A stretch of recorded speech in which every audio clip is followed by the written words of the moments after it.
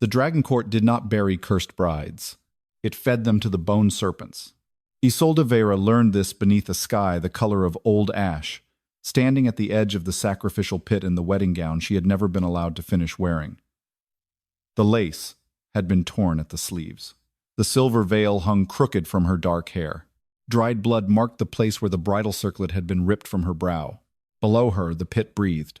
It was not a hole in the earth. It was a wound, a vast circular chasm cut into the black stone beneath the temple of ash, lined with thousands of dragon bones fused into the walls. Ribs arched like cathedral beams. Skulls watched from the dark. White dust drifted upward from the depths, carrying the dry, bitter scent of old death. Somewhere below, something enormous moved. Bone scraped against bone. The sound made the court step back. Not Isolde. She had already been abandoned by fear. Around the pit stood the dragon court of Veyrakar. Warlords in black-scale armor, noblewomen veiled in flame, colored silk, temple guards holding hooked spears, and priests wearing masks carved from the skulls of dead hatchlings. Every face watched her as if she were not a bride, not a woman, but the final ingredient in a cure. High Priestess Morwen Ash stood nearest to the altar. She was tall and thin, dressed in bone-white robes that did not move in the wind. Her hair was silver, her face serene, her eyes pale as smoke over a funeral pyre. She did not look cruel. That made her more dangerous. Cruel people enjoyed pain. Morwen made pain look necessary. "The plague has taken 9 dragon houses," the priestess said, her voice carrying over the pit. 3 royal hatchlings have died in their shells. The southern fire valleys are black. The sky itself rejects our wings. A murmur of grief passed through the court. Isolde felt it touch every body but hers. No one grieved for her. The omens were clear, Morwen continued. The plague entered this kingdom on the day this woman crossed our threshold as a bride. Every gaze sharpened. Isolde stood still. She had been brought to Veyrakar 7 nights ago to marry Dragon King Caelum Draven and bind 2 rival bloodlines before war consumed the eastern kingdoms. She had arrived with dowry chests, treaty scrolls, and one foolish hope that a political marriage might become something less cold if both people survived the ceremony. Then the curse appeared. At the altar, while the court watched, a bone-white mark had burned across her chest like a serpent eating its own tail. The temple flames turned black. The bridal cup shattered. A dragon hatchling died before dawn. By morning, no one called her bride. They called her plague wife. Caelum had not defended her. That was the part she could not stop remembering. The Dragon King stood across the pit now, carved from shadow and restraint. He wore black armor scaled at the shoulders, a dark cloak fastened with a ruby clasp, and no crown. He did not need one. Power gathered around him in the silence people gave when they feared a man too much to whisper. His hair was black. His face was severe and beautiful in the cruel way of statues made for war. His eyes were ember gold, but tonight they looked almost dead. He had not looked at Isolde since the council dragged her from the bridal chamber. He looked at the pit. That hurt more. Morwen lifted one hand. "The old law is older than kings. When dragon blood rots, bone must judge. If she is innocent, the serpents will refuse her." A bitter sound rose in Isolde's throat. Not laughter. Something too broken for that. Everyone knew the bone serpents refused nothing. They were the first things born after the ancient dragons died, pale beasts said to coil through the roots of the mountain, feeding on cursed blood and royal sins. No one survived the pit. No accused bride, no condemned warlock, no traitor prince. The serpents were not judges. They were endings. Morwen turned toward Caelum. "My king, the sacrifice must be given by royal command." The court waited. Isolde waited too, though she hated herself for it. A small, wounded part of her still wanted him to say no. Not because he loved her. He did not know her enough for love, but because he had seen her at the altar before the mark appeared. He had seen her hands tremble and still take the treaty cup. He had heard her answer the vows without begging, without weeping, without making spectacle of the terror in her chest. He knew she had not come to his kingdom carrying death in her palms. Caelum's jaw tightened. For one breath, his eyes found hers. Something moved there. Not softness, not trust. Pain, perhaps. Then it vanished. The law will stand, he said. The words did not shout. They did not need to. They killed quietly. Isolde felt the court exhale in relief. There it was. Permission. Morwen bowed her head, satisfied. Temple guards moved behind Isolde. One seized her wrists. Another cut the remaining ribbon of her veil. It fell into the dust like a dead moth. Isolde did not fight. She had learned long ago that the powerful preferred women to struggle. It made the violence feel earned, so she gave them stillness instead. The guard pushed her to the stone lip of the pit. White dust rose from below, touching her skin like cold fingers. Morwen approached and pressed 2 fingers to the bone-white curse mark visible above the torn neckline of Isolde's gown. The mark burned. Isolde bit the inside of her cheek hard enough to taste blood. "May your death cleanse what your body brought," Morwen whispered. Isolde turned her head. For the first time, she spoke loudly enough for the whole court to hear.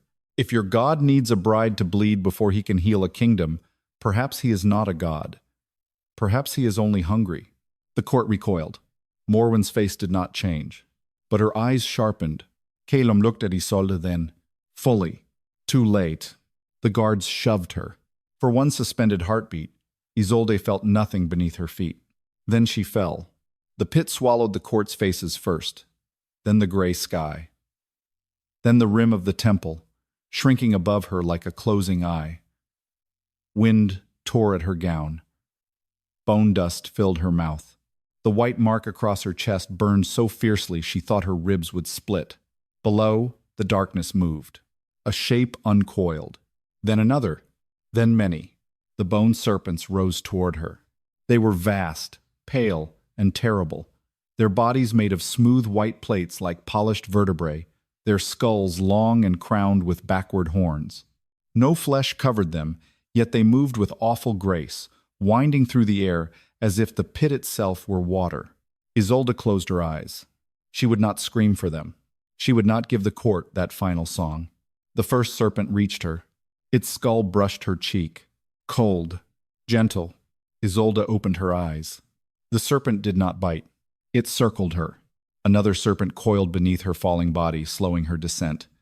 A third wound around her waist, careful as a guardian's arm. A fourth lifted its horned head and touched the curse mark at her chest. The bone-white mark flared. Not black, not diseased. Silver. The pit erupted in light. Above, the court screamed. Isolde looked upward. The bone serpents were not devouring her. They were carrying her, their pale bodies braided around her torn bridal gown, lifting her toward the rim of the pit as if presenting her to the kingdom that had condemned her. White fire moved through their bones. Ancient runes opened along their spines. The mark on Isolde's chest changed shape, no longer a serpent eating itself, but a crown made of interlocking fangs. At the edge of the pit, Caelum Draven stood frozen. For the first time since she had seen him, the Dragon King looked afraid. Not of the serpents. Of her. The largest bone serpent rose behind Isolde, its skull towering above the temple altar. It lowered its head before her. Then, in a voice like dry bones singing under moonlight, it spoke one word. "Queen." The court fell to its knees. Morwen went bale. Caelum stared at Isolde as the serpents lifted her higher, their bodies forming a living throne beneath her feet. The cursed bride had not been accepted as sacrifice. She had been crowned by the things meant to consume her. The bone serpents lifted Isolde Veyra out of the pit like a sacrifice returned alive. Their pale bodies braided beneath her torn bridal gown, glowing with white fire. Ancient runes opened along their spines. The largest serpent rose behind her like a throne made of bone and death, its skull crowned with backward horns. The dragon court forgot how to breathe. Warlords, nobles, priests, and temple guards lowered themselves to their knees. Some bowed from terror, some from instinct. Some because their bodies obeyed a law older than memory. High Priestess Morwen Ash remained standing. That was the first thing Isolde noticed. The second was Dragon King Caelum Draven. He stood at the edge of the pit, black armor still as carved obsidian, ember gold eyes fixed on the glowing mark at Isolde's chest. The bone-white curse was no longer a serpent eating its own tail. It had become a crown of interlocking fangs. The serpents lowered Isolde onto the altar stones. Her bare feet touched the ground. No one moved to help her. No one moved to seize her. The largest bone serpent curved behind her shoulder, guarding her with its skull close to her hair.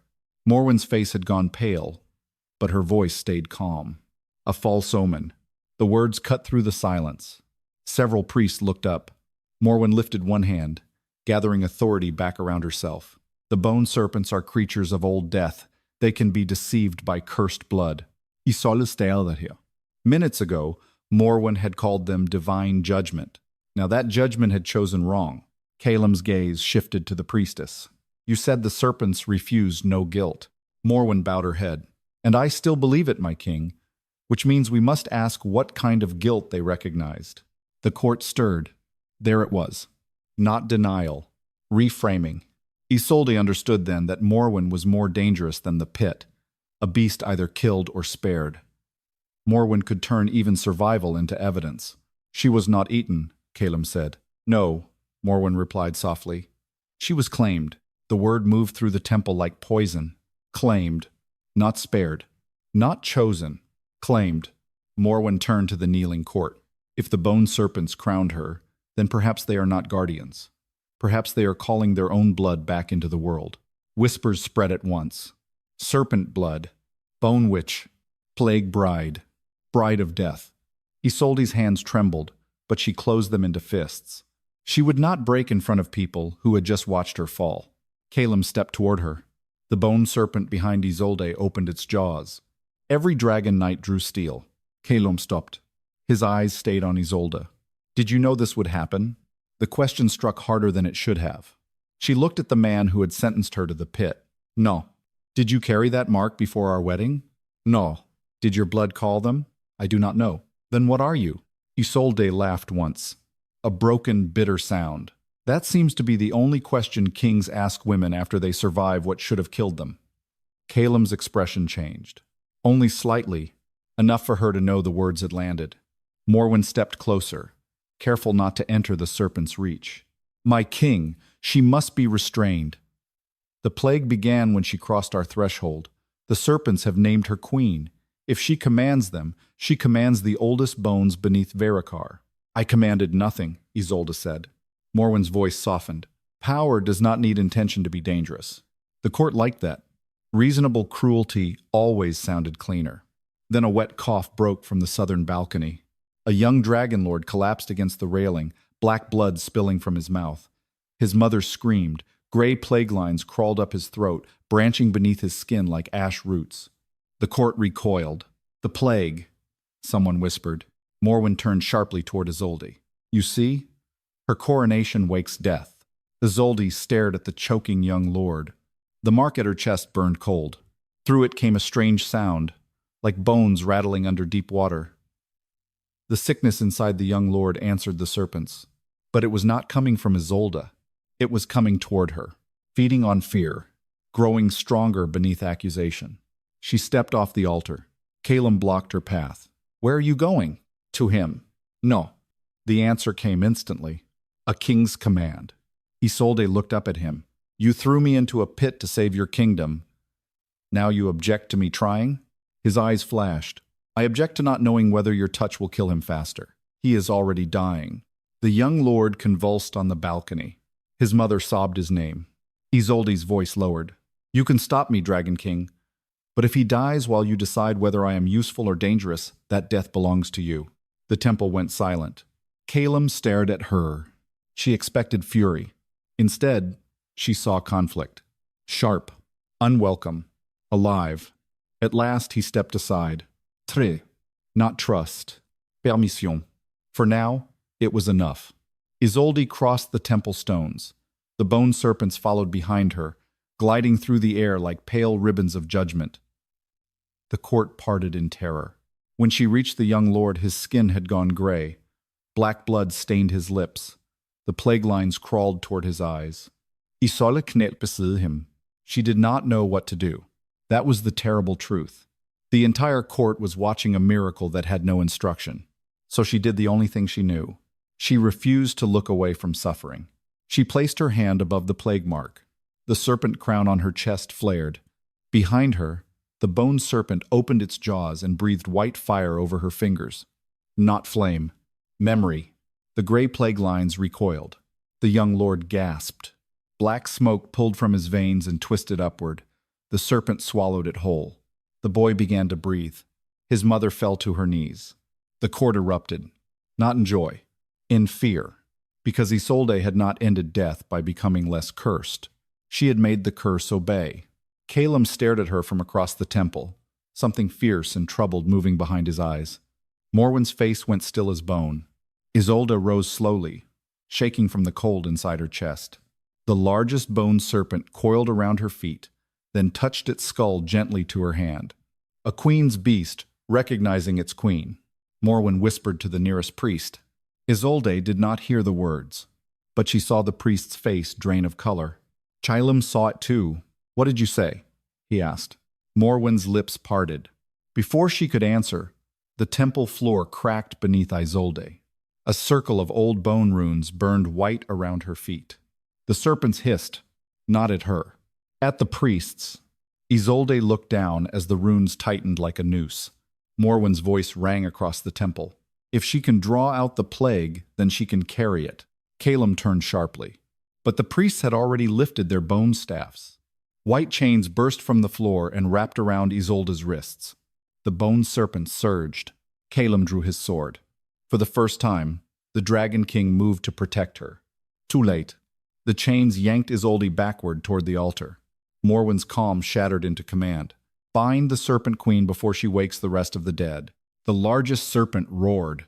The pit answered, and from far below hundreds of bones began to move. The white chains dragged Isolde back toward the altar. They did not cut her skin. That made them worse. They passed through flesh like cold judgment, wrapping around her wrists, her waist, her throat, binding something deeper than bone. The serpent crown mark on her chest flared silver, then dimmed as the runes beneath her feet tightened. The bone serpent surged. The largest one struck first, its skull crashing against the invisible wall around the altar. White fire burst across the barrier, but the serpent recoiled with a sound like breaking ivory. The priests lifted their bone staffs higher. The barrier strengthened. Morwen stood behind them, calm once more. "Do not let the beast touch her," she ordered. "The queen bond is not complete." Isolde's breath caught. "Queen bond." The words moved through the temple with terrible weight. Caelum heard them too. His sword was already drawn, black dragon steel burning red along the edge. He moved toward the altar, but Morwen turned to him with a face full of sorrow, so perfect it felt rehearsed. "My king, if you break the binding circle, you free whatever has awakened inside her." She saved Lord Valen's son. "She drew the plague into herself," Morwen replied. "A serpent may swallow venom and still remain venomous." The court murmured. Fear always listened when it was given elegant words. Isolde struggled against the chains. They tightened around her throat. Caelum's eyes cut to the mark on her chest. "What is the queen bond?" For the first time Morwen hesitated. Only slightly. "Enough," Caelum noticed. So did Isolde. The Dragon King stepped closer. "Answer me." Morwen lowered her head. The bone serpents were not merely temple guardians. In the first age they crowned the brides of the old dragon line, brides whose blood could command death, plague, and bone fire. That line ended because it should have ended. Isolde went cold. The chains tightened again, as if reacting to the truth. "My blood?" she whispered. Morwen looked at her then, not with pity, with hatred hidden beneath mercy. "Your blood should have been buried with your mother." The temple fell silent. Isolde stopped fighting. "My mother died of fever." "No," Morwen said softly. "Your mother died because she carried the serpent, blood, and refused the temple. She believed the bone serpents were guardians, not executioners." The largest serpent lowered its skull behind the barrier. Its empty eyes burned white. Caelum's voice dropped. "You knew what she was before the wedding." Morwen did not answer quickly enough. The truth entered the space before her words did. Caelum turned fully toward her. "You brought her here." Morwen's face hardened. "The plague began before she arrived, you know that. The houses were already dying. Your own heart was already infected." The court gasped. Caelum went still. Isolde looked at him. His face had become unreadable, but one hand had moved to his chest. Morwen's voice softened. "The king carries the first seed of the dragon plague. Every dragon death feeds it. Every failed cure drives it deeper. I brought the girl because prophecy named serpent blood as the only vessel strong enough to draw the plague out. Isolde Veyra. Veshel. Not bride, not woman. Veshel. Caelum's eyes burned. You told me she brought the plague. I told the court what it needed to believe. The confession should have shattered the temple. Instead, Morwen wrapped it in righteousness. If they knew their king was the source, the houses would turn on you. If they knew this bride was serpent blood, they would worship her or butcher her. I chose order. You chose a sacrifice, Isolde said. Morwen's gaze snapped to her. I chose survival. The altar beneath Isolde opened. Not physically, spiritually. She felt it like a mouth under her feet, pulling the cold plague from the temple stones, from Lord Valen's healed son, from the buried bones in the pit, and from somewhere far darker. Caelum. The plague inside him answered. A black vein appeared beneath the skin at his throat. He staggered one step. Isolde saw it. So did the court. Morwen lifted both hands. The binding has begun. If she is strong enough, she will take the plague into herself, and the kingdom will live. And if she is not? Caelum asked. Morwen's expression was gentle. Then she dies honored. Isolde Veyra. It came out broken. I was condemned when you thought I was cursed. Now I am honored because I might die usefully. Caelum looked at her across the barrier. For the first time, there was no suspicion in his eyes. Only horror. And guilt. The bone serpents began to coil around the outside of the circle, striking again and again, but the priest runes held. White cracks spread through the barrier. The priests strained, faces slick with sweat. Isolde felt the plague entering her. It was not pain at first. It was cold. A terrible, intelligent cold that searched her body for fear and found too much of it. It moved through old humiliations, through the moment Caelum had spoken the command that sent her into the pit, through Morwen's fingers pressing the curse mark at her chest, through every courtier who had watched her fall. Then it reached something beneath all that. A door, bone-white, ancien, waiting. The largest serpent pressed its skull against the barrier and spoke into her blood. Do not carry death. Command it. Isolde lifted her head. The chains trembled. Morwen saw. Strengthen the circle. The priest began chanting faster. Caelum moved. Not toward Morwen. Toward Isolde. The black vein at his throat spread, but he ignored it. His sword cut through one bone staff. The priest holding it screamed as the barrier flickered. Morwen turned on him. My king, stop. Caelum did not. You told me she was a curse. She is. You told me the serpents would judge her. They have. No, Caelum said, his voice low and lethal. They crowned her. You chose not to listen. He struck the second staff. The barrier cracked. Morwen raised her hand, and black plague fire erupted from the altar toward him. Isolde screamed his name. The bone serpent moved faster. It threw its body between Caelum and the plague fire. Black flame burned across its white bones, but the serpent did not retreat. It protected him, because of her. The realization tore through Isolde like a second fall. The serpents did not only obey her blood, they answered her will. Morwen's eyes widened. Isolde looked at the chains around her wrists. For the first time, she did not pull against them. She commanded, break. The word left her mouth softly. The pit roared. Hundreds of bones below answered. The white chains shattered. Every priest's staff split down the center. The barrier burst outward in a storm of silver dust. Caelum reached her as the altar collapsed beneath her feet. He caught her before she fell, one arm around her waist, his sword still burning in his other hand. His touch should have frightened her. It did. But not because he held power over her. Because his body was burning with plague, and yet he held her as if she were the thing that might survive him. Isolde looked up at him. You knew enough to doubt me, she whispered, but not enough to save me. The words struck him. He did not deny them.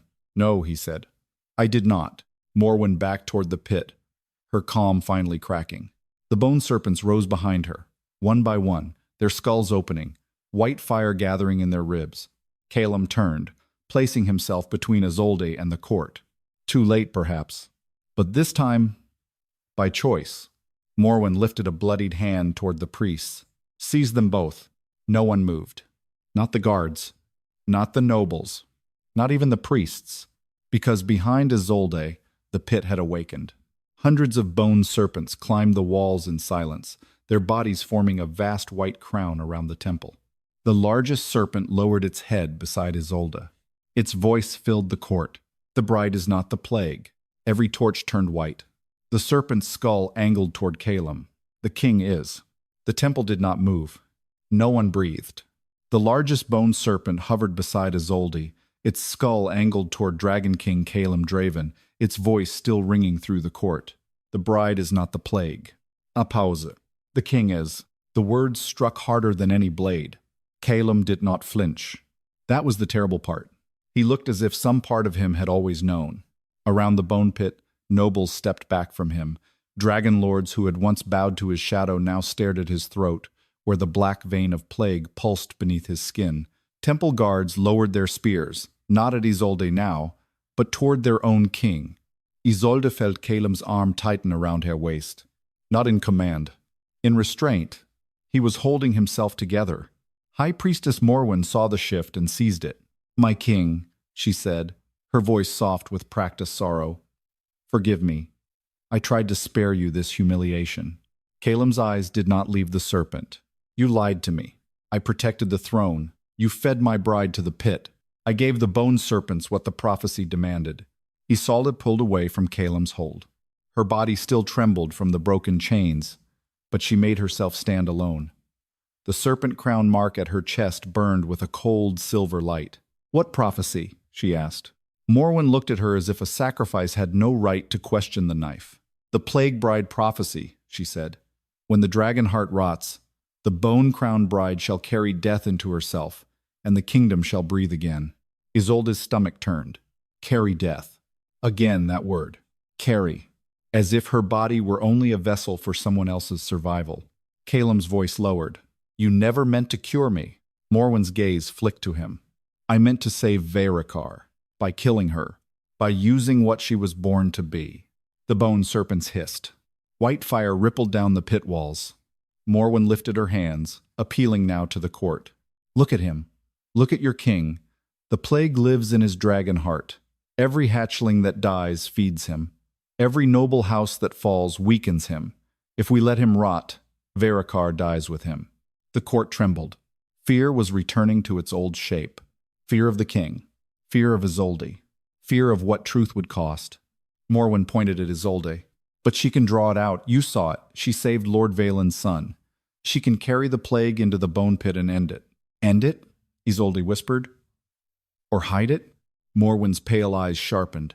Isolde stepped forward. "The plague lines in that boy came toward me. Not from me. The serpents swallowed it. They did not feed on him. They fed on the poison." The largest serpent lowered its skull beside her shoulder. Isolde looked at Caelum, and when the altar opened, the plague inside you answered Morwen's ritual, not mine. The silence changed. Caelum understood first. His expression turned lethal. "She has been feeding it." Morwen's face did not move quickly enough. That was the confession. Caelum took one step toward her. The black vein at his throat spread. Isolde saw his control fracture. The air around him heated. The black dragon steel sword in his hand glowed red. A low growl moved through his chest, not fully human. The court recoiled. Morwen did not. She wanted this. She wanted him monstrous in front of them. Isolde moved before she could think. She stepped between Caelum and the priestess. The heat struck her skin, but the bone serpent mark flared, and the fire did not burn. Caelum stopped. Barely. His eyes were ember gold, too bright, too close to the beast beneath him. "Move," he said. "No." The word was soft. "Impossible." The Dragon King stared at her. "You should fear me." "I do." That reached him. Isolde lifted her chin. "But I fear what she wants you to become more." For one breath, Caelum looked less like a king, and more like a man drowning inside his own fire. Then he stepped back. Only one step. But the court saw. Morwen saw too. Her mouth tightened. Isolde turned to the bone serpents. The pit had filled with them now. Hundreds of pale bodies coiled along the walls, their skulls crowned in old runes. They watched her with hollow eyes full of white flame. "What do you want from me?" she whispered. The largest serpent answered. "Remember." The word opened the temple floor beneath her mind. Isolde saw a woman in a black bridal gown standing at the edge of the same pit centuries ago. She wore the same serpent crown mark. Beside her stood a dragon king with plague fire in his chest. He had not fed her to the serpents. He had knelt before her. Then the vision changed. Priests in bone masks. A murdered bride. A plague sealed, not cured. A temple gaining power every generation by choosing brides to blame. Isolde Veyra. Morwen's ritual had never been salvation. It was maintenance. The plague survived because the temple kept feeding it, sacrifice after sacrifice, bride after bride, while calling each death a cure. Isolde opened her eyes. Morwen was watching her now with real fear. Not of the serpents. Of memory. You knew, Isolde said. Morwen's voice hardened. I knew what order required. No, you knew the first bride was not eaten. She was murdered. The court erupted. Morwen's mask cracked. Silence her. This time, only half the priests moved. The other half hesitated. That hesitation was enough. The bone serpents struck. They did not kill. They wrapped around the priestly staffs and crushed the bone runes into dust. White fire swept across the altar stones, burning away the binding circle Morwen had used. Caelum turned toward his guards. Seize the priestess. Morwen smiled. Small. Cruel. Too late. Isolde saw the final trap. Morwen drew a black thorn from her sleeve and drove it into her own palm. The bone pit screamed. Caelum Draven. The plague inside him flared violently, black veins racing up his neck and across one side of his face. Morwen lifted her bleeding hand.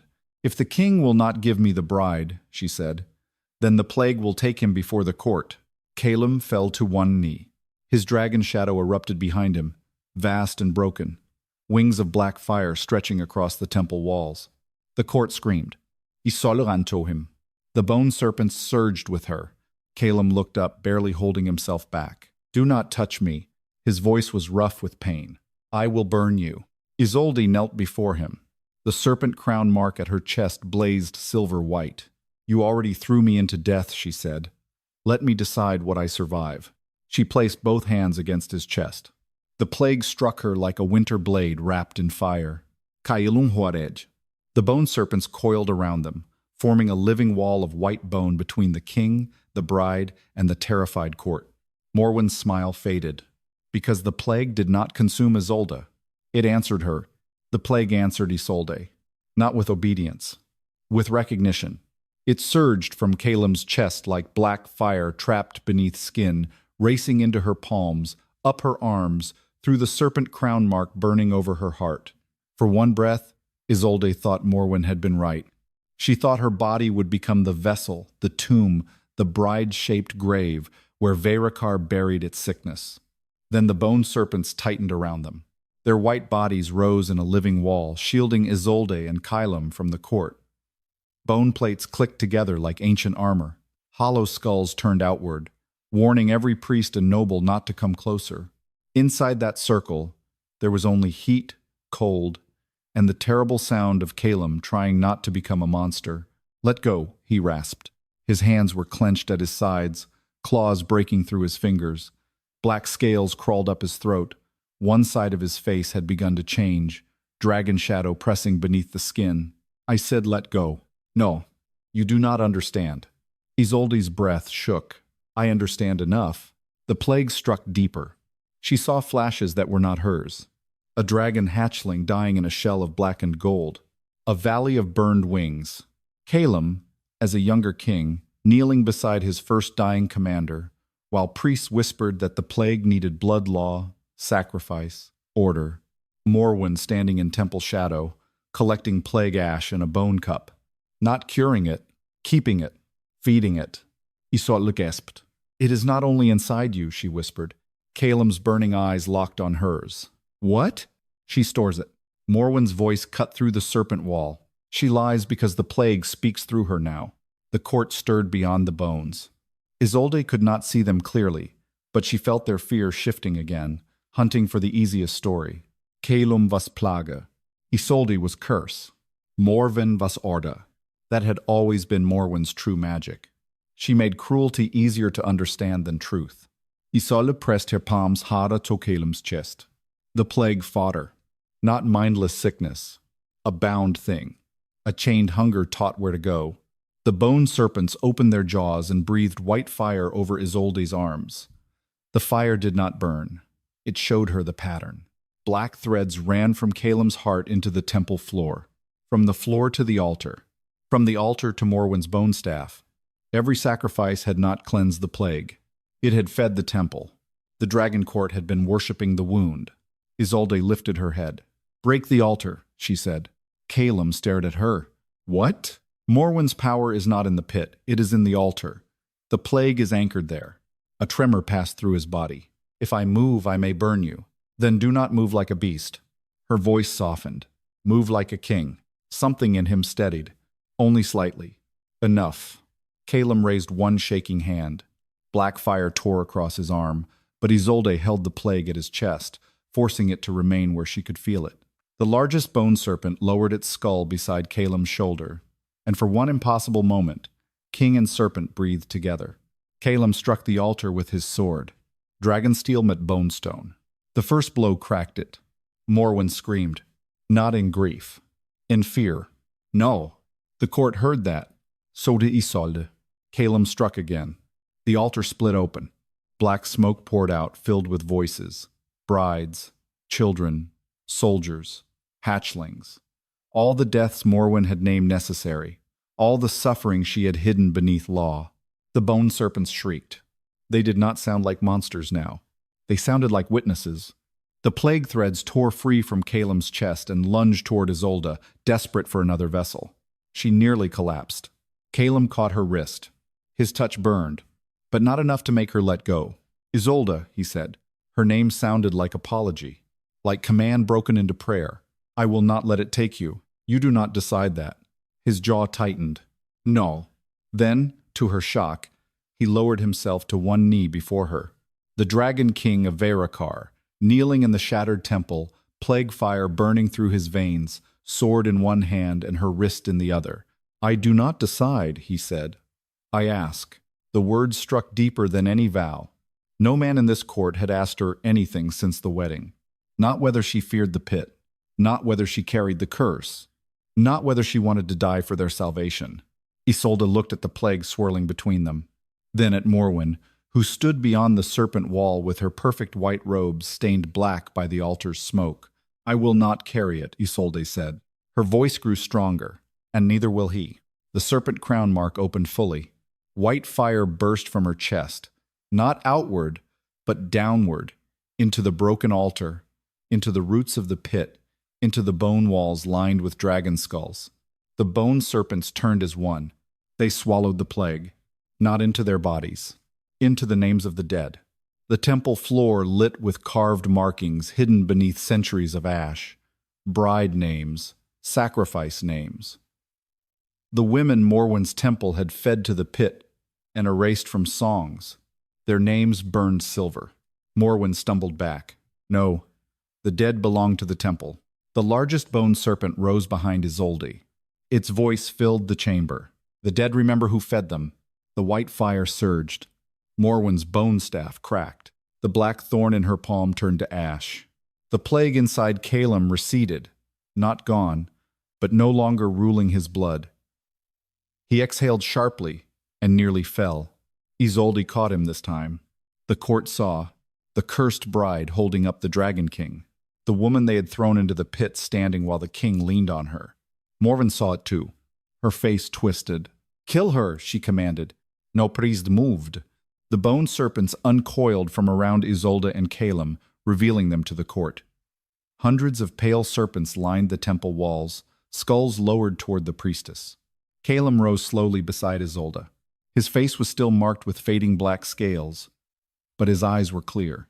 "High Priestess Morwen Ash," he said, voice low and lethal, "you will answer for every bride you fed to this pit." Morwen looked to the nobles, to the priests, to the guards. For the first time, no one answered her. Then she smiled. Small, ragged, cruel. "You think I feared judgment?" She stepped backward onto the broken altar. "I feared an empty throne." Before Caelum could move, Morwen drove her ash-blackened hand into the altar's crack. The pit roared. Far below, something larger than the bone serpents opened its eyes. The serpents recoiled. Isolde felt the temple's oldest darkness wake beneath her feet. Morwen looked at her, triumphant through terror. "If the serpents crown you," she whispered, "let us see whether their mother accepts you." The entire bone pit split open, and from the depths rose a skull larger than a dragon's throne. The thing rising from the bone pit was older than fear. At first, Isolde saw only the skull. It emerged through the white dust below, vast as a chapel roof, crowned with broken horns and threaded with veins of dead silver. Its eye sockets burned with a pale fire so deep it seemed to have swallowed moons. Around it, the bone serpents recoiled for the first time, their long bodies pulling back from the edge of the pit like children before a mother who had forgotten mercy. The court screamed. Priests fell flat on the temple stones. Dragon knights drew their swords, then lowered them again when they realized there was nothing a blade could do against something that wore death as a body. Caelum stood beside Isolde, one hand still pressed to his chest where the plague had weakened but not vanished. Black scales lingered along his jaw. Smoke moved between his teeth with every breath. "Morwen," he said, voice rough. "What did you wake?" High Priestess Morwen Ash stood on the broken altar, her white robes stained with black plague smoke, her ash-darkened hand still buried in the crack. Her face shone with terror and triumph. "The first mother," she whispered. "The one beneath the serpents. The one the old brides fed." The enormous skull rose higher. Vertebrae followed, each bone wider than a warhorse, each joint wrapped in chains of ancient temple script. The creature did not climb the pit walls. The pit seemed to lift her. Around her skull, smaller bones formed a collar like a dead crown. The Mother Serpent. Isolde knew the name before anyone spoke it. Not from memory, from blood. The serpent crown mark on her chest burned cold enough to steal her breath. The Mother Serpent turned her skull toward Isolde. The white fire in her eyes narrowed. A voice filled the temple. Not loud. Inévitable. "Bride." Isolde's knees weakened. Caelum reached for her, then stopped himself before his burning hand touched her skin. The restraint hurt more than contact might have. Morwen laughed once, ragged and breathless. "You wanted the old law," she said. "Here it is. Let the mother decide whether you are queen or meal." The bone serpents around Isolde hissed, but they did not attack. They were afraid. That was when Isolde understood the final shape of Morwen's rule. For generations, the temple had not controlled the bone serpents through faith. It had controlled them through their mother's hunger. Every cursed bride cast into the pit had not been judged. She had been fed into a power sleeping beneath Veyrakar. Bride after bride, name after name, life after life. Morwen had called it cleansing. It was feeding. The Mother Serpent lowered her skull until her empty gaze filled Isolde's world. "Carry death," the voice said. Isolde's hands curled. "No." The temple trembled. Morwen's smile faltered. Caelum turned sharply toward Isolde. The Mother Serpent's jaw opened, showing rows of ivory fangs, each one longer than a spear. "All brides carry." The words pressed against Isolde's ribs, against the old wound of the wedding, the accusation, the curse mark, the fall. A bride carried treaties. Shame. Bloodlines. Fear. A bride carried blame when kingdoms needed a body to burn. Isolde felt the weight of every dead woman beneath the temple, and for one breath, it nearly crushed her. Then Caelum stepped forward. The court gasped. The Dragon King stood between Isolde and the Mother Serpent, though his body was still shaking from plague fire. "She carries nothing by command," he said. Morwen's eyes widened. The Mother Serpent's gaze shifted to him. "Plague King." Caelum's face tightened. The black veins at his throat flared. Isolde saw the pain rip through him. Still, he did not step back. "I am," he said. The admission silenced the court. No denial. No royal disguise. No priestly explanation. Caelum lifted his chin before nobles who feared him, priests who had lied to him, and the woman he had condemned. "The plague lives in me." Morwen hid it. "I believed her. I let her name my bride the curse because it was easier than seeing the rot in my own blood." Morwen shouted. "Silence." No one obeyed. Caelum looked at Isolde, not as king to subject, not as judge to condemned bride, as a man finally standing inside the truth he had avoided. "I fed you to the pit," he said. "I cannot undo that. Isolde's throat tightened. No, she said. He absorbed the word like a blade. But I can stand before it now. The mother serpent opened her jaws wider.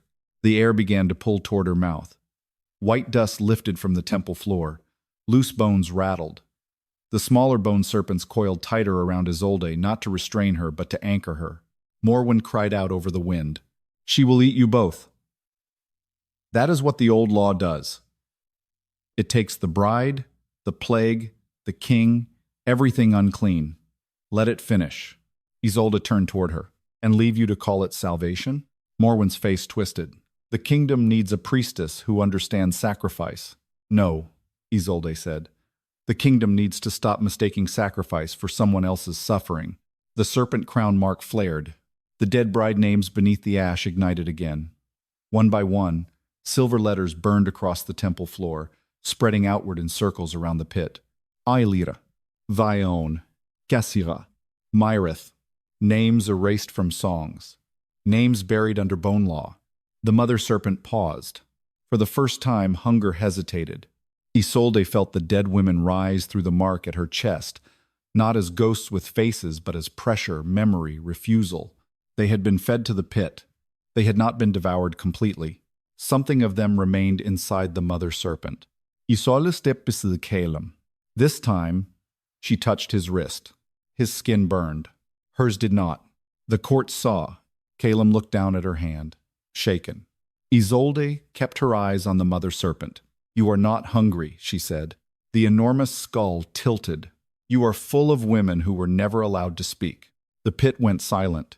Even Morwen stopped breathing. Isolde lifted her other hand toward the great serpent. I will not carry death for you. I will not carry plague for him. I will not carry fear for her temple. Her voice strengthened. But I will carry their names. The mother serpent struck. Not at Isolde. At Morwen. The priestess screamed as the creature's tail of chained bone lashed across the altar, shattering the remaining temple runes. Morwen fell hard against the stone, her crown of bone beads scattering like teeth. Black plague smoke burst from the altar and tried to flee into the pit. Isolde gripped Caelum's wrist tighter. Now, she said. He understood. Dragon fire erupted from his chest, red gold and violent, but Isolde's serpent mark caught it, shaped it, braided it, with the white fire rising from the bone serpents. Together, their magic struck the plague smoke. The smoke screamed, not with one voice. With hundreds, Caelum staggered, but Isolde held him. The mother serpent opened her jaws and swallowed the black plague whole. This time, the temple did not grow darker. It grew bright.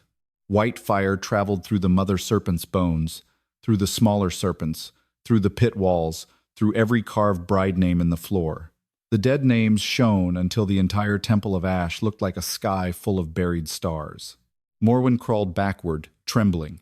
No, she whispered. Without the plague, the temple has no power. Isolde looked at her. Then it was never holy. The mother serpent lowered her enormous skull before Isolde. The bone serpents followed. Hundreds of them, all bowing. The court slowly sank with them.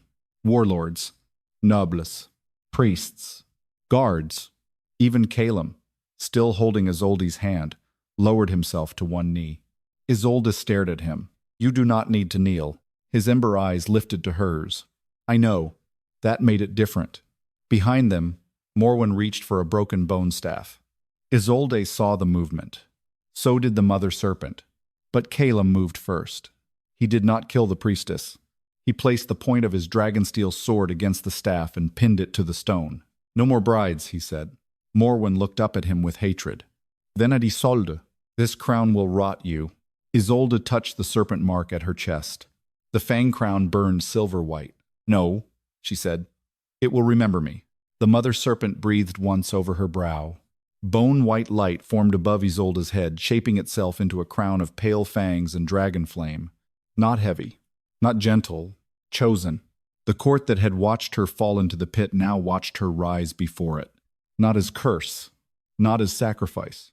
As the bride death had refused to eat, and far beneath Veyrakar the plague finally began to die.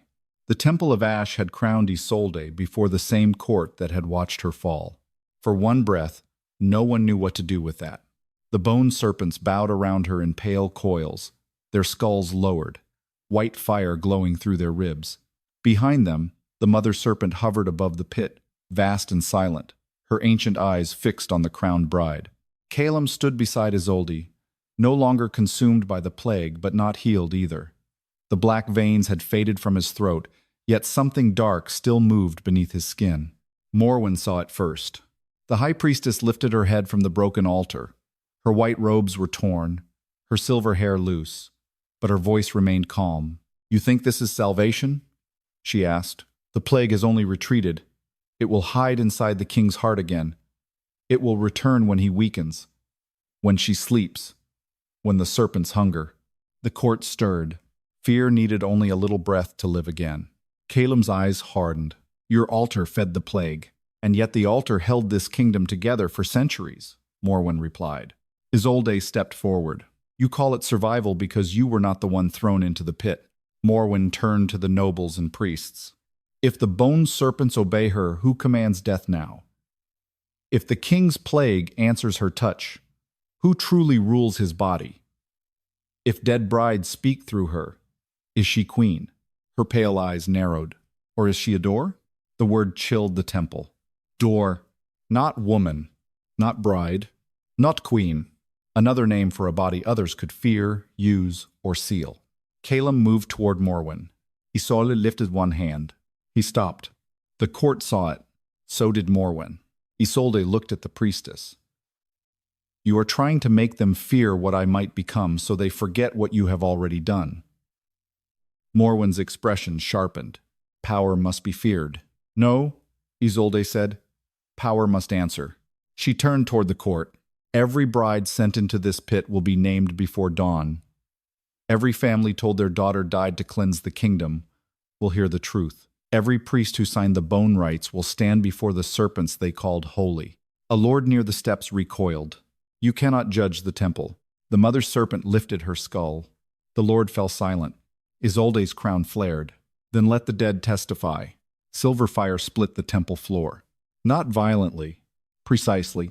Thin lines of light traced hidden names beneath the ash. One by one, pale figures rose around the bone pit. Not ghosts of flesh, but memories made visible. A bride in a black veil. A young girl with wrists bound in temple silk. A widow offered after her husband's dragon house fell ill. A foreign princess who had begged in a language no one answered. The court began to weep, not from mercy, from terror. The sacrifices had faces now. Morwen staggered back. "No." The dead brides turned toward her in silence. Caelum's face went pale. "How many?" he asked. Isolde answered without looking away from Morwen. "Enough that the pit remembers them better than the kingdom does." A young priest dropped his bone staff. "I was told the rites were voluntary," he whispered. Another priest backed away from Morwen. "My mother's sister was sent here." The temple began to shift. Not stone. Allegiance. Morwen felt it and abandoned gentleness. "Fools," she hissed. "Pity will not stop plague. Memory will not hold dragon hearts together. That crown was made from death. It will demand death." The crown above Isolde pulsed once. She felt its hunger, not for blood, for truth. She looked at Caelum. The plague still stirred faintly inside him, black and stubborn beneath his ribs. It had survived because it was hidden, fed by silence, protected by law. Like Morwen, Isolde stepped toward him. This time, Caelum did not warn her away. He waited. That mattered. She placed her hand over his chest. "If I draw the rest out, it may hurt you." His mouth tightened. "It already does. It may change you. I have been changed by worse things than truth." She met his ember eyes. "You let them throw me into the pit." "Yes. You believed her before you believed me." "Yes. You do not earn forgiveness because you kneel before witnesses." Caelum lowered his head. "I know." That was the first answer she trusted. Isolde pressed her palm fully to his chest. The plague woke. Black fire surged beneath his skin and rushed toward her hand. Caelum gritted his teeth but did not pull away. The bone serpents rose around them. The dead brides lifted their pale faces. Isolde did not pull the plague into herself. She named it, not curse. The black fire twisted, not fate. It fought harder, not law. The plague screamed through Caelum's blood. Isolde's crown blazed. "You are the hunger they fed." The dead brides opened their mouths. No sound came. Yet the plague heard them. It tore from Caelum's chest in a black torrent, rising between them like smoke full of teeth. For one heartbeat, it tried to dive into Isolde's crown. The mother serpent struck. Her jaws closed around the plague and pinned it above the pit. But the darkness writhed, too old and too well fed to die easily. Morwen laughed. You cannot destroy what the kingdom made. No, Isolde said, but we can stop feeding it. She turned to the court. Burn the plague ledgers. Morwen's eyes widened. Caelum understood first. The temple records, the names, the rites, the false laws, everything that taught them this was holy. Caelum turned to his dragon knights. Bring them. The knights stormed the inner archives. Priests tried to block them, but the bone serpent slid forward and the priests fell back. Moments later, ash-bound ledgers, bone tablets, and plague scrolls were thrown before the pit. Caelum raised his dragon-steel sword. Then he stopped and looked to Isolde. Your command. The court froze. Dragon King Caelum Draven, waiting for the bride he had condemned. Isolde lifted her chin. Burn them. Caelum brought the sword down. Red gold fire consumed the ledgers. The plague shrieked. Names rose from the flames, no longer lost, no longer buried. The black torrent in the mother serpent's jaws cracked apart, thinning into ash that turned silver before it vanished. Caelum collapsed to one knee, breathing hard. Alive. The last black vein disappeared from his throat. The plague was gone. Morwen fell silent. Not defeated. Thinking. Her gaze slid to the pit. Isolde saw the decision too late. Morwen lunged toward the edge and threw herself into the bone pit. Caelum moved to catch her. Isolde stopped him. Below, the serpents parted. Morwen landed on a bridge of bones far beneath the temple. She looked up with a smile full of ruin. You have crowned yourself above, she called. Her voice echoed from the dark. But the first bride's bones are still mine. The pit doors beneath her opened, and something buried deeper than the mother serpent began to wake. The thing beneath the mother serpent woke with a sound that made the temple forget its prayers. It was not a roar. It was a breath. One slow breath rising from the deepest chamber under the bone pit, cold enough to turn torchfire white and old enough to make every serpent recoil. Morwen stood far below on a bridge of bones, her torn robes whipping around her as the pit doors opened beneath her feet. She looked small from above, almost fragile, but her smile was not fragile. It was victory sharpened by madness. You wanted truth, she called upward. Then look at the first truth of this temple. The bone serpents pulled back from the lower darkness. Even the mother serpent raised her skull, and for the first time Isolde felt fear move through the ancient creature. Not for herself, for what was buried below. Caelum stepped beside Isolde, his breath still rough from the plague being torn out of him. The black veins had vanished from his throat, but exhaustion shadowed his face. He should have looked weaker. Instead, without the plague burning through him, he looked more dangerous. What is down there? He asked. The mother serpent answered in a voice like bone dragged over stone. The first bride. The temple went silent. Isolde felt the fang crown above her head grow colder. The dead brides around the pit lowered their pale faces. Their memory forms flickered as if a stronger grief had entered the room. Caelum looked at Isolde. The first bride from your vision? She nodded slowly. The woman in the black bridal gown. The bride who had stood beside a dragon king centuries ago. The bride who had not been eaten. The bride Morwen's temple had murdered. Morwen spread her arms below. The first bride was not a saint. She was the beginning of the plague. Serpent, blood-loved dragonfire, and that love split the old kingdom. The temple did what kings were too weak to do. Isolde gripped the torn edge of her gown. You killed her. Morwen looked up, eyes bright. We stopped her. The pit doors opened wider. From below rose a throne made entirely of fused bones. Not dragon bones. Not serpent bones. Human bones. Bride bones. Isolde's stomach turned. At the center of the throne sat a woman in a black bridal gown. Her head bowed, her hands bound in white chains. Her skin was pale as carved ivory. A crown of broken fangs pierced her dark hair. She was not alive, but she was not gone. The first bride lifted her head. Her eyes opened. They were silver white. The entire court fell to its knees. Not by choice, by grief. Isolde felt the weight of it hit her chest. Hundreds of years of silenced women. Hundreds of years of sacrifice. The first bride had not become the plague. She had become its prison. Caelum swore under his breath. Morwen's voice rose from below. Every bride fed to the pit, strengthened her seal. Every death kept the plague contained. I did not create the system. I preserved it. No? Isolde said. Her voice shook, then steadied.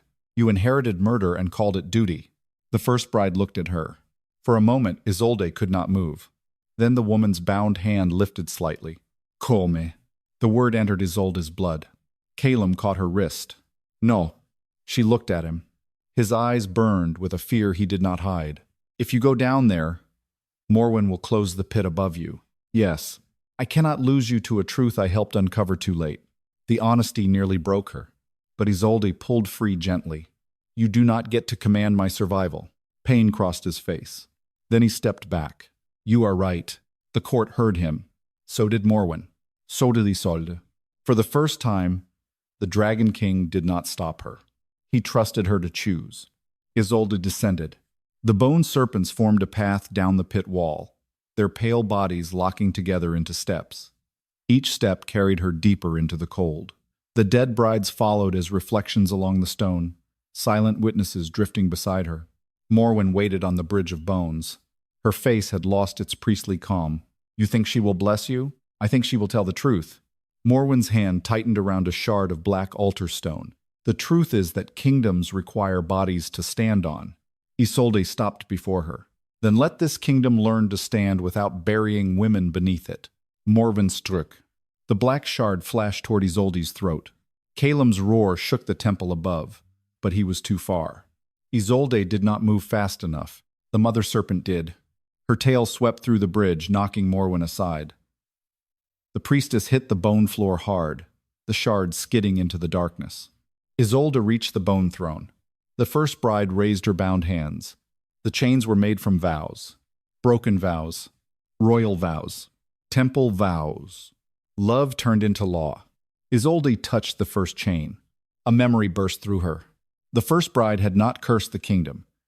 She had drawn the first dragon plague into herself to save her husband, the first dragon king. But the temple feared her power. They murdered her before she could release the plague into the Bone Serpents. Her unfinished sacrifice became the disease that haunted Veyrakar for centuries. Isolde touched the second chain. She saw Morwen's predecessors feeding bride after bride into the pit to keep the first bride silent. Not to save the kingdom, to hide the temple's first crime. The third chain burned beneath her fingers. Isolde did not flinch. Above, Caelum called her name. Below, the first bride watched. Isolde understood. The plague did not need another sacrifice. It needed release. She placed both hands on the chains. I name you, she whispered. Not curse, not vessel, not offering. The fang crown above her brow burned bright. Queen before queens. The chains shattered. The first bride inhaled for the first time in centuries. White fire exploded upward. The pit became a pillar of light. Morwen screamed as the bone bridge cracked beneath her. She clawed at the broken altar stone, but the dead brides surrounded her, not touching, only watching. That was enough. The priestess collapsed beneath the weight of every face she had erased. The first bride rose from the bone throne. Her black gown turned to silver ash. Her bound hands opened. The plague trapped inside her poured out. Not black now, but white, purified by names finally spoken. The Bone Serpents bowed. The mother serpent bowed lower than all. Then the first bride looked at Isolde, daughter of the forgotten vow. Isolde's eyes filled with tears. The first bride touched her brow. The fang crown changed. It was no longer only bone. A thin line of dragonfire entered it, red gold and living. Above, Caelum dropped to one knee at the edge of the pit. Not because magic forced him, because he chose to. The first bride's voice rose through the temple. Let no bride be fed again. The bone pit sealed beneath her words. Morwen remained below, surrounded by the dead memories she had tried to use, stripped of priesthood, power, and every lie that had made her holy. Isolde looked up toward the court waiting above. The path of serpents rose before her. And this time, when she climbed from the pit, She did not return as the cursed bride. She returned as the one who had freed the first. When Isolde rose from the bone pit, the temple no longer looked at her like a sacrifice. It looked at her like judgment wearing a torn bridal gown. The bone serpents carried her upward in a living spiral of pale bodies and white fire. Behind her, the pit had sealed over Morwen ash, not as a tomb, but as a prison of memory. The high priestess still lived below, surrounded by every bride her temple had erased, stripped of the laws that had made murder sound holy. Above, the dragon court waited in silence. Warlords who had watched Isolde fall now lowered their eyes. Priests who had raised bone staffs against her dropped them onto the stone. Nobles who had whispered plague wife did not dare whisper anything now. Isolde stepped onto the temple floor. The fang crown burned above her brow, no longer only bone white. Red gold dragon fire threaded through it, thin and living, the final gift of the first bride. Caelum still knelt at the edge of the pit. He looked up at her as if she were both miracle and accusation. Isolde stopped before him. The court held its breath. A king kneeling before the bride he had condemned was a sight that would live longer than any treaty. "You may rise," she said. Caelum's jaw tightened. "I do not kneel because I must. I know." That made it harder. He rose slowly, but not to his full arrogance. Some weight had changed in him. His plague was gone, yet he did not look healed. He looked like a man finally forced to feel every wound he had survived by ignoring. "The first bride freed you?" he asked. "She freed the truth." His eyes lowered to the crown above her. "And what did she make you?" Isolde looked across the temple, at the priests, at the nobles, at the pit. "At first I thought everyone wanted me to carry something," she said. "Your plague, Morwen's lies, the dead bride's grief, the kingdom's fear." Her voice stayed calm. "I was wrong. They did not crown me to carry it." She touched the serpent mark at her chest. "They crowned me to end it."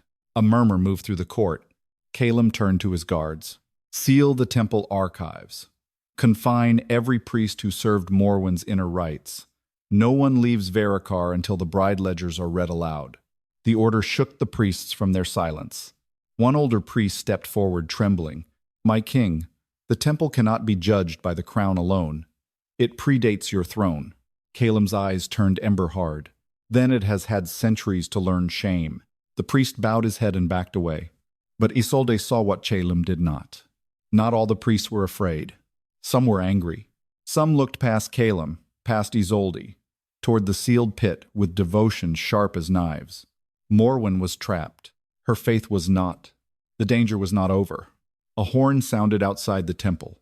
Not a dragon horn. A war horn. Caelum turned. One of his commanders ran in, armor streaked with ash. "My king, the western houses have risen. Lady Morwen's loyalists sent word before the pit sealed. They claim the cursed bride has enslaved you and stolen the bone serpents."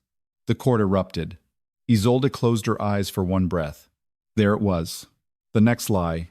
If they could not make her sacrifice, they would make her invader. Caelum's hand went to his sword. "Ready the Eastern Guard." Isolde opened her eyes. "No." He looked at her. The word no longer shocked him, but it still tested him. "Isolde, if the western houses march on the temple, they expect a dragon king to answer with fire." His face hardened. "They will get one. And every house that feared Morwen will believe her final warning. That I command death. That you are bewitched. That the bone serpents have become weapons." Caelum said nothing, because he knew she was right. Isolde turned toward the temple doors. "Let them come close enough to see." A warlord near the steps scoffed. "And if they strike first?" The mother serpent lifted her skull behind Isolde. The warlord went pale. Isolde's voice remained quiet. "Then they will learn the difference between defense and slaughter." Outside, the sky had gone red with dawn. The Temple of Ash stood on the highest black ridge of Veyrakar, overlooking the dragon city below. Smoke still rose from plague pyres in the distance, but the air no longer tasted rotten. The sickness had lifted from the wind. At the temple gates, Western soldiers gathered beneath bone-white banners. Priests walked among them, faces painted with ash, shouting that the bride had crowned herself with death. At their front stood Lord Arian Vale, Isolde's own uncle. Her blood went cold. He wore dark armor under a white cloak, his face severe and familiar. He had given her hand in marriage 7 nights ago. He had smiled when the treaty was signed. He had called her brave. Now he pointed his sword toward her. "Niece," he called, voice carrying across the ridge. "Step away from the Dragon King. The temple may yet cleanse you." Caelum's body went still beside her. "Your uncle?" "Yes. Did you know he served Morwen?" "No." But as soon as she said it, old memories shifted. Her uncle insisting she accept the marriage quickly. Her uncle choosing the bridal route through the Temple of Ash.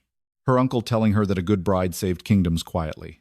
Isolde felt the final piece click into place. "He sent me here." Caelum's hand tightened around his sword.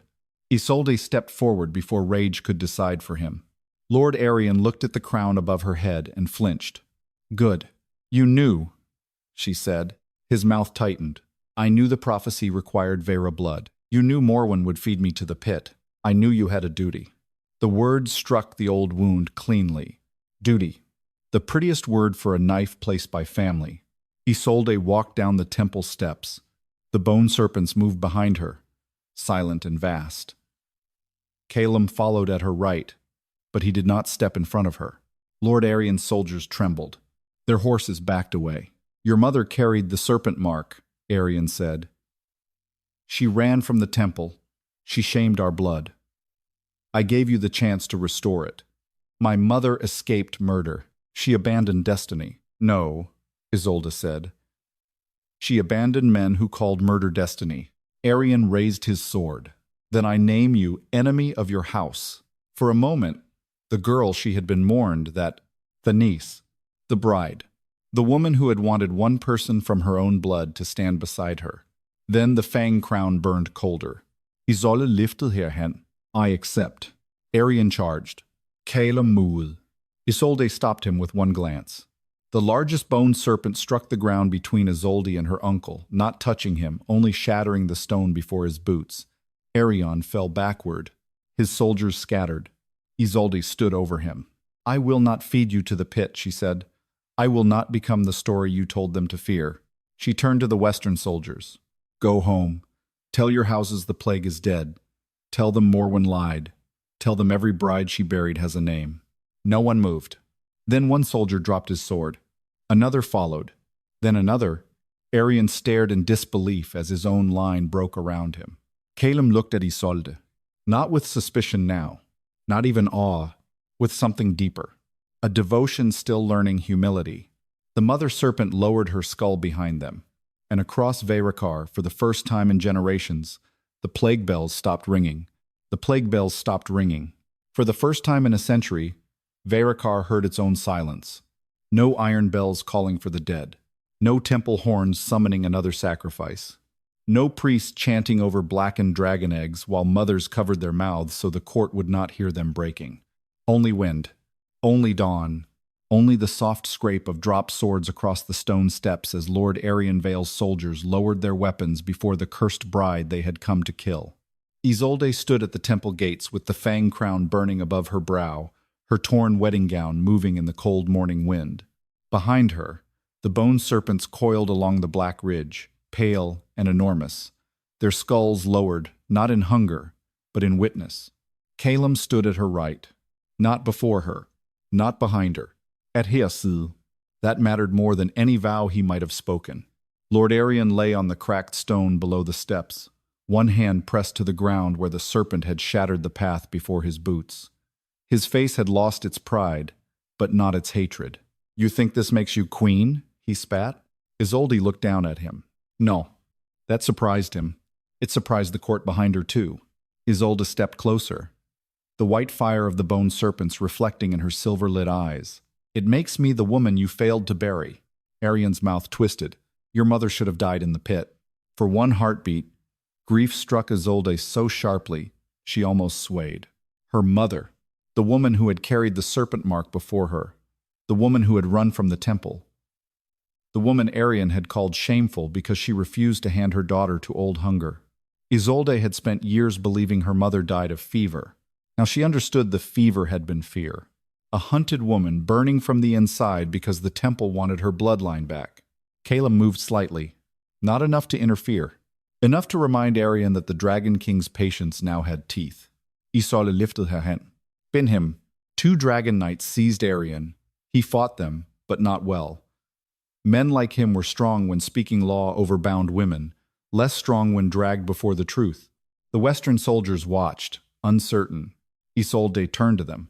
You followed him because he told you I was a curse. You followed Morwen because she told you the plague needed brides. You followed old laws because they were easier than asking whose blood paid for them. No one answered. Good. Silence could be fertile if fear did not poison it first. The plague is dead, Isolde said. The bone pit is sealed. The brides will be named. Any house that wishes to keep murdering women in the name of holy law may declare itself now. The Western soldiers looked at one another. No one stepped forward. Behind Isolde, Caelum's voice carried across the ridge. Then hear your king. The Temple of Ash no longer rules plague law. The bone rites are abolished. Every priest who served Morwen's inner altar will be judged before crown, serpent, and witness. A tremor moved through the gathered nobles. Caelum looked toward the temple. Open the archives. The priests who remained loyal to Morwen shrank back. The bone serpents moved. That was enough. By midday, the inner archives of the Temple of Ash were opened. Bone tablets were carried into the courtyard. Ash-bound ledgers, marriage registers, sacrifice records, names written in careful priestly script, each one once reduced to a ritual number. Isolde stood as the first tablet was read aloud. Elira of House Myrrh, Vion of the Eastern Flame, Cassira, bride of the third plague winter, Myrith, who had begged for her sister to be spared. Name after name rose into the clean air. Some families wept, some denied, some collapsed beneath the weight of what they had allowed themselves not to know. Isolde did not weep. Not yet. She was afraid if she began, the grief would become another pit. Caelum stood beside her through all of it. Once, as the sun lowered behind the black spires, his hand brushed hers. He did not take it. He waited. Isolde looked at his hand, then at his face. There was no command in him now. No king's demand. Only the question he had finally learned to ask. Slowly, she placed her fingers in his. His skin was warm, not burning. The court saw. Let them. Caelum's breath changed, barely. Does it hurt? He asked. No. His eyes lowered to their joined hands. Good. The word was quiet. It carried more relief than pride. That evening, they returned to the bone pit. Morwen Ash stood below on the sealed bridge of bones, guarded by the memory of the dead brides. The mother serpent had not devoured her. Isolde had not allowed it. Death would have made Morwen clean too quickly. Judgment was slower. The priestess looked up as Isolde approached the rim. You think mercy makes you different? No, Isolde said. Choice does. Morwen smiled faintly. The kingdom will tire of your names and your grief. They always do. Fear returns faster than justice. Then I will make justice louder. Morwen's eyes hardened. You are still a bride of the pit. Isolde touched the fang crown above her brow. No, I am the last one you fed. The mother serpent shifted below. At Isolde's command, the bone bridge closed around Morwen, not crushing her, not killing her, but sealing her in a chamber lined with every name she had erased. Let her hear them. Let her grow old with them. Let her learn what memory did to a woman who had spent her life feeding others to silence. Night fell over Veyrakar. The city did not celebrate. Not yet. Healing was not celebration. It was the first breath after a blade had been removed. In the royal hall, Caelum dismissed the court and stood with Isolde beneath the open dragon windows. Beyond them, the sky glowed with dying red light. No plague smoke rose from the valleys. No bells rang. You should rest, he said. So should you. I am accustomed to pain. That is not strength. He looked at her then. A small, almost wounded smile touched his mouth. No, I am beginning to understand that. Silence settled between them. Not empty? Not easy. Honest. Caelum lowered his head. I condemned you. Yes, I believed Morwen because believing her spared me from looking too closely at myself. Yes, I do not ask forgiveness.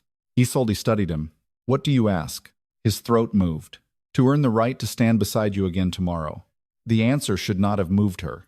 It did, because it asked for no absolution. Only time. Only labor. Only the chance to become less unworthy than he had been. Isolde looked out over the kingdom that had watched her fall and rise.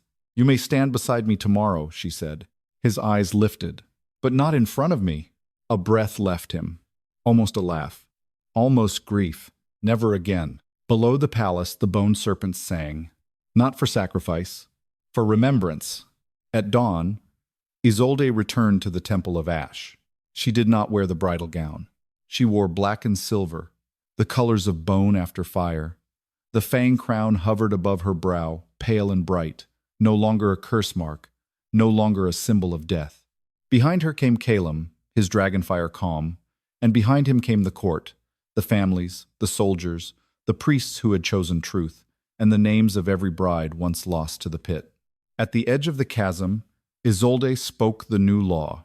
No bride will be given to the Bone Serpents again, no woman will be called cursed, because a kingdom is afraid to name its own rot, no plague will be fed with silence. No crown will be built over a pit without remembering who was thrown into it.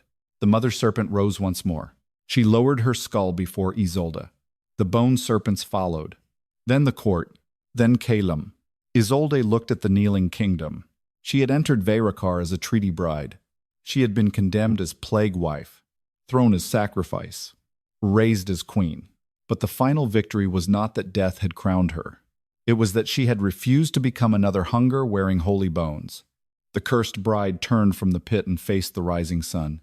And for the first time, Veyrakar did not ask what she would carry. It asked what she would command.